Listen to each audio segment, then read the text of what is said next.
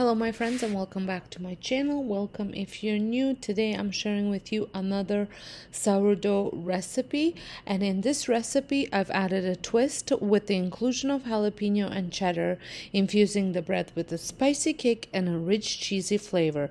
This combination makes for a delicious and unique loaf that is perfect for sandwiches, toast, or simply enjoying on its own.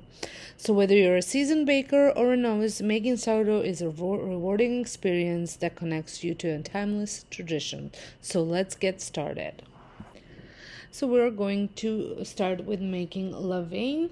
I think I'm saying this right, and you want to use a ripe sourdough starter. So a sourdough starter that you had fed recently, maybe 6-7 hours before, and it has peaked and now it's ready to be mixed into the levain. So for this you will need 38 grams of ripe sourdough starter. 38 grams I am going to use a freshly milled hard wheat flour. I do use red spring berries for that, as well as 38 grams of bread flour. Also 76 grams of water. Now when it comes to using water, I have mentioned this I think in my other recipe, you want this to be preferably, for me it's spring water. I live in Ontario, Canada, and I have a RO system in my kitchen which removes everything out of the water, so that is not an ideal situation for growing sourdough. And then if I were to use just tap water, it has some chlorine in it which will kill the sourdough growth. So ideally I use a spring water. Distilled water is also not a good choice for this. So if you live in an area similar to mine, spring water is your best choice.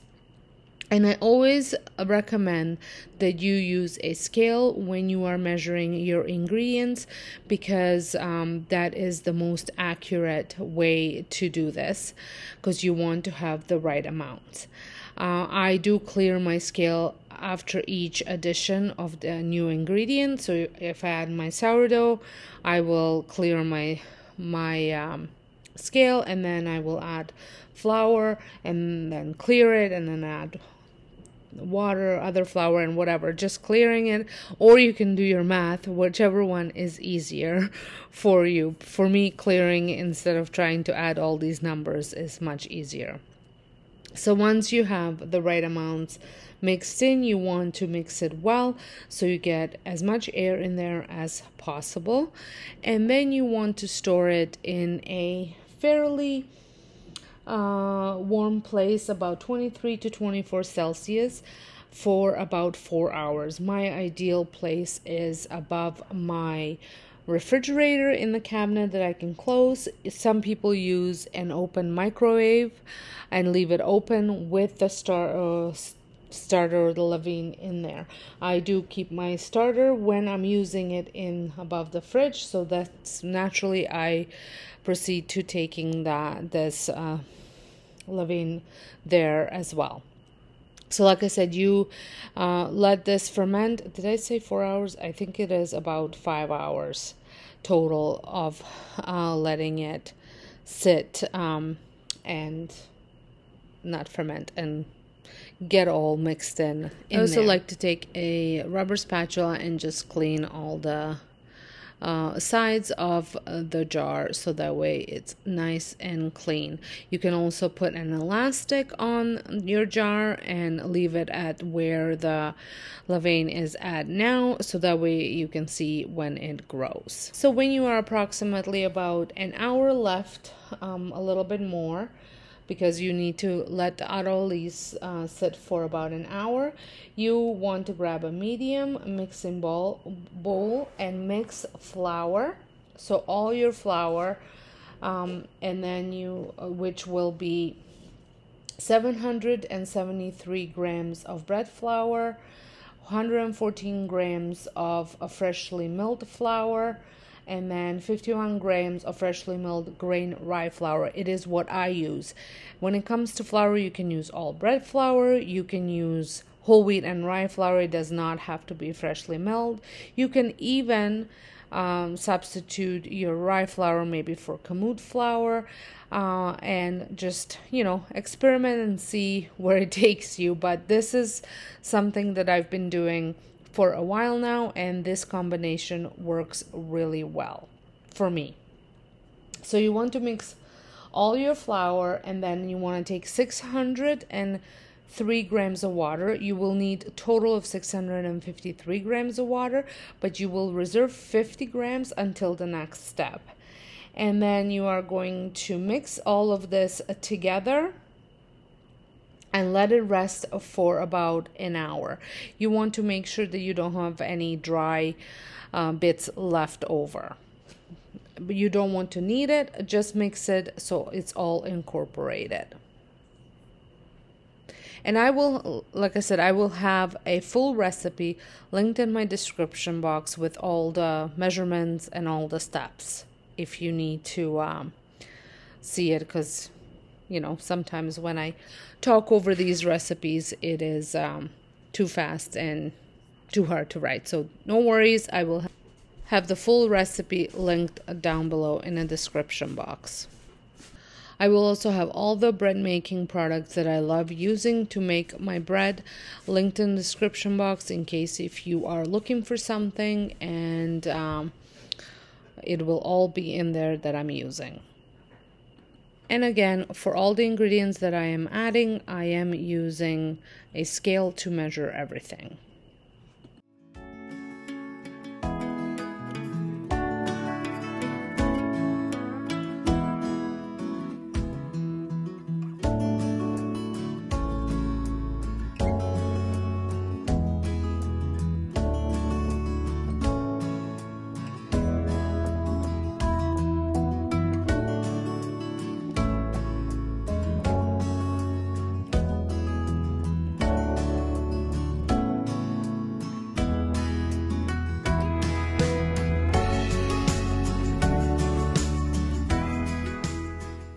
Once it's all mixed together and there's no dry bits of flour left behind, I like to clean off my little dough hook, and then I cover it with a shower cap. You can cover it with plastic wrap as well.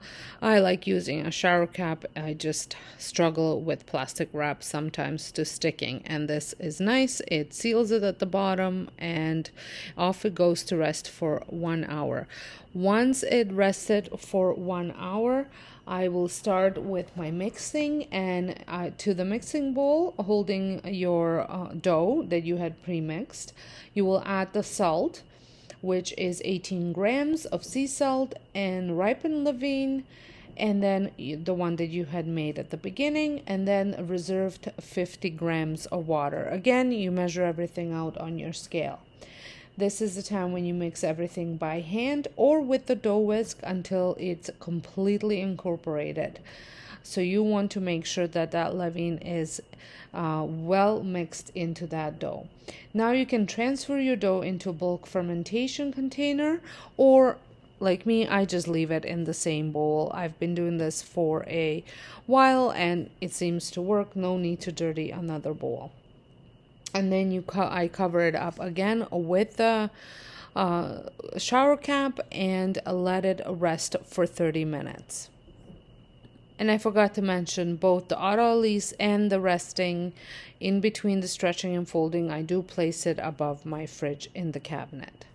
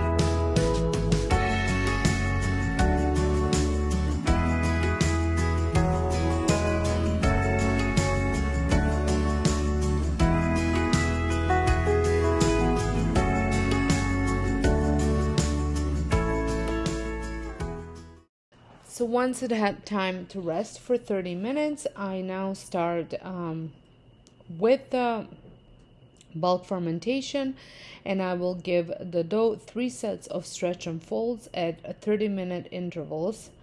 And the first one starts at 30 minutes after the start of the bulk fermentation. And if you don't know what stretch and folding is, you just pinch it, pull it, and fold it in, and then you rotate, pinch it, pull it, and fold it in, and you will see how different the dough looks with each stretch and fold.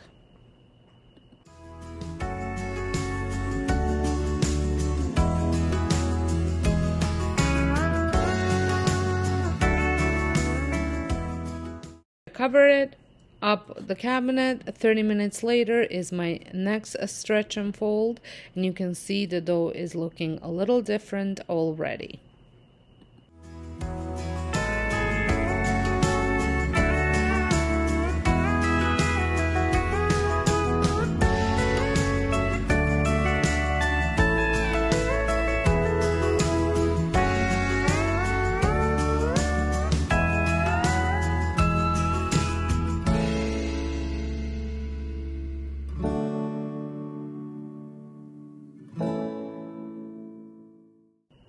And the third time, you can see it's a lot smoother looking and a lot more stretchier.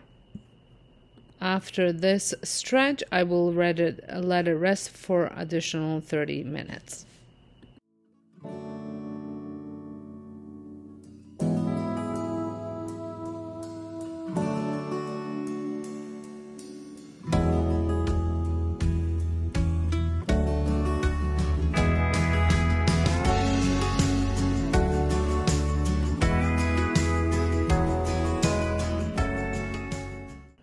I am just about ready to start shaping my dough, and here are my proofing basket, my Benetton baskets, and my scraping tool, as well as my cutting tool. And you will also need some flour, just to flour your surface, as well as the bread once you put in the basket. And I'm also using jalapeno peppers here and cheddar cheese. I have about 2 cups of cheddar and about cup and a half of jalapenos. I really did not measure. I just eyeballed how much I was adding to the bread. So you want to make sure that you flour your baskets. This is very important, otherwise your dough will stick and all your hard work will go away, because to remove the dough will be very hard and you will lose all your shape that you have created. So I'm going to get my dough out. I'm going to use my little dough scraper to take the dough out, as well as cut it in half. And then before I create a first kind of a loose round shape, I will add my the jalapenos and cheddar. I will set aside a little bit of cheddar cheese as well as the peppers to add at the end on the top. But I will be shaping the dough with the jalapeno peppers and the cheddar cheese in it.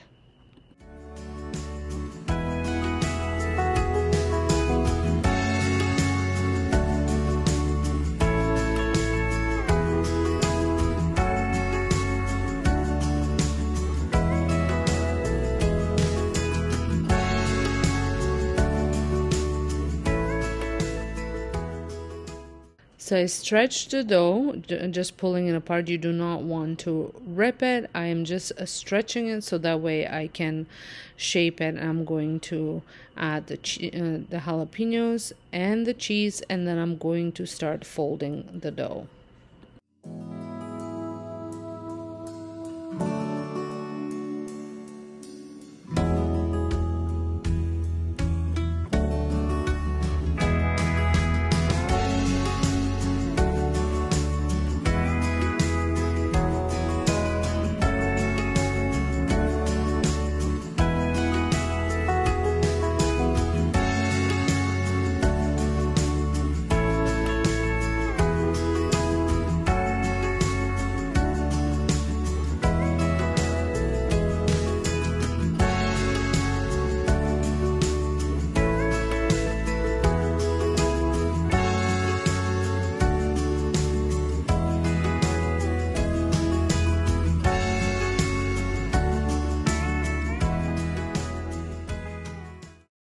let the dough rest for about 25 minutes, and now I'm going to transfer it into my Benetton baskets. You might need to shape the dough a little bit more based on the type of a basket that you have, and you want to pinch the seams now. So you want your dough to go down with the seam side up. And I'd like to add a little bit more flour on top of the dough. And then I'm going to let it rest for another 30 minutes on the counter. And once it's had time to rest, I'm going to cover them with the same plastic wrap, and they are going to be going into the rest and to proof into the fridge for overnight. The next day when I'm ready to bake them, this can be at 9 o'clock in the morning, it can be at 1 o'clock in the afternoon. I will preheat my oven with a combo cooker or a Dutch oven inside at 450 Fahrenheit or 230 Celsius. And when the oven is preheated, I will remove the dough from the fridge, and I will use a parchment paper as well as a pizza peel to transfer the dough into my bakers. The pizza peel just makes it easier for me to flip the dough out of the baskets. And once they are inside my bakers, I will use a cutting tool to score the dough. And at this time, I will add the remaining cheddar cheese and jalapeno pepper that I had left over from when I was shaping the dough. One thing that I have learned is that you want to make sure that those cuts that you're making are quite deep, so that way it helps with the rise of the dough, the bread in the oven. So once I have it decorated with my cheddar cheese and jalapeno, I'm going to add it to my Dutch oven, and then I'm going to place the Dutch oven with the lid on into the oven for about 30 minutes. At 30 minutes, I will remove the lid and let it bake for another 25 to 30 minutes. Keep an eye on it. You want the internal temperature to reach 208 Fahrenheit or 97 Celsius. And after your bread is baked, you want to take it out, put it on a wire rack, and let it cool for about 2 hours before slicing. This is really important if you want to have nice slices. If you don't care how your slices look and you just want to enjoy your warm bread, go ahead. I'm just one thing that I have learned is that if I want to have nice slices, I need to let the dough completely let the bread completely cool. And I have a little trick. I use a meat slicer machine to cut my slices, so they're all evenly sliced and look really nice. And it's such an easy way to get both loaves sliced and cut really fast, and like I said, they're all the same size. Well, here is the bread. I think it turned out really nice. I know looking, and I know that it tastes absolutely delicious. I hope you guys enjoyed this video. Make sure you check out the recipe, which will be linked down below, so you can get all your ingredients that you need and all the right amounts. And I will see you all in my next one. Thanks so much for watching, and don't forget to hit that subscribe button if you're not subscribed. Bye.